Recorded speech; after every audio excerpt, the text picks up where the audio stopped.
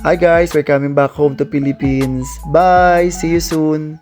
So yun na nga, finally makakauwi na rin kami ng Pilipinas after 6 months by transit for now. So at exactly 10 a.m. in the morning, dumating na nga yung sundo naming taxi going to the airport. No rush naman kasi medyo maaga pa nga kasi yung flight namin is 6 p.m. pa. Alam nyo ba na kahit medyo matagal na ako nagbabarko, yung moment na ganito, talaga na-excite ako at para akong lutang, parang excited ako na makauwi. And for sure, lahat din naman ng mga kasamahan ko sa barko ay ganito yung pakiramdam kasi nga after 6 months of hard work without day offs, makakauwi ka na para makapag-relax. Meron nga pala kaming 3 months vacation, kaya mamimiss ko yung paglakad-lakad dito, paglabas-labas, kaya eto video ko na lang muna.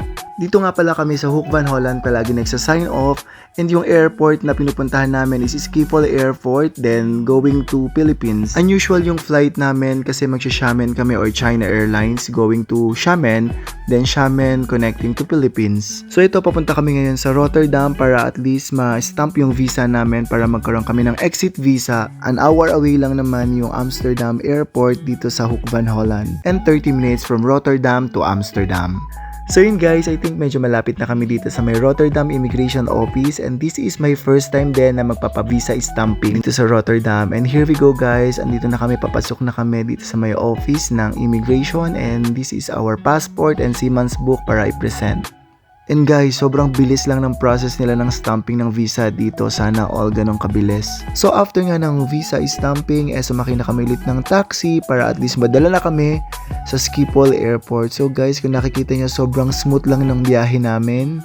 Sa totoo lang, sa tagal ko na dito sa Netherlands, hindi ko pa na-experience yung traffic na sinasabi. And there you go, andito na kami sa Schiphol Airport, and ito na yung mga luggages namin, and I asked them to pick some trolleys para malagay na rin yung mga bagahe namin. And hello guys, fresh pa ba ang lahat?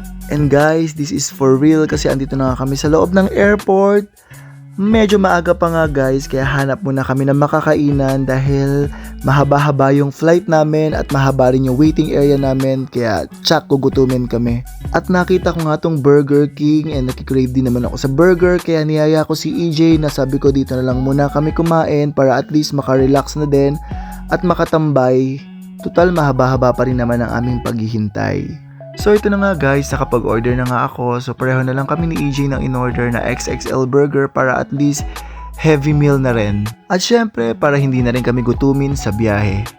So yun na lang muna guys, kakain muna kami ni EJ at see you soon on my next video. Thank you for watching, paalam!